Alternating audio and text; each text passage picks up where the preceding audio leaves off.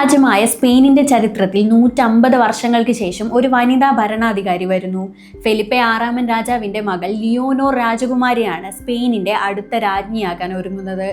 വെറും ഒരു രാജകുമാരിയല്ല, അത്യാധുനിക പരിശീലനങ്ങളും ആധുനിക കാഴ്ചപ്പാടുകളുമുള്ള ഒരു ജെൻസി ഐക്കണാണ് 20-കാരിയായ ലിയോനോർ. 1800-കളിൽ ഭരിച്ചിരുന്ന ഇസബെല്ല രാജ്ഞിക്ക് ശേഷം ഈ പദവിയിലെത്തുന്ന ആദ്യ വനിതയായിരിക്കും ഇവർ. ഭാവിയുടെ രാജ്ഞിയാകാനുള്ള ലിയോനോറിന്റെ തയ്യാറെടുപ്പുകൾ ആരെയും അത്ഭുതപ്പെടുത്തുന്നതാണ്. സ്പാനിഷ് കൂടാതെ ഇംഗ്ലീഷ്, ഫ്രഞ്ച്, അറബിക്, മണ്ടാറിൻ ഉൾപ്പെടെ 6 ഭാഷകളിൽ രാജകുമാരിക്ക് പ്രാവീണ്യമുണ്ട്.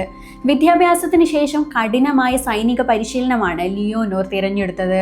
കരസേനയിൽ പരിശീലനം പൂർത്തിയാക്കിയ താരം നാവികസേനയുടെ ഭാഗമായി 140 ദിവസമാണ് കടലിൽ ചിലവഴിച്ചത്.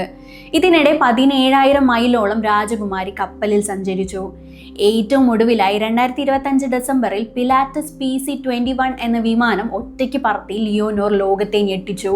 സ്പാനിഷ് രാജകുടുംബത്തിൽ ഒരു യുദ്ധവിമാനം ഒറ്റയ്ക്ക് പറത്തുന്ന ആദ്യ വനിത എന്ന ചരിത്ര നേട്ടവും ഇതോടെ ലിയോനോർ സ്വന്തമാക്കി.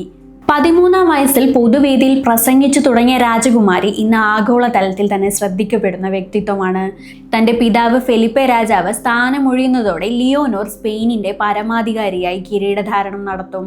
രാജകീയ പാരമ്പര്യവും പുതുതലമുറയുടെ ആവേശവും ഒരുപോലെ ചേർന്ന ലിയോനോർ രാജകുമാരിയെ പ്രതീക്ഷയോടെയാണ് സ്പെയിൻ നോക്കിക്കാണുന്നത്.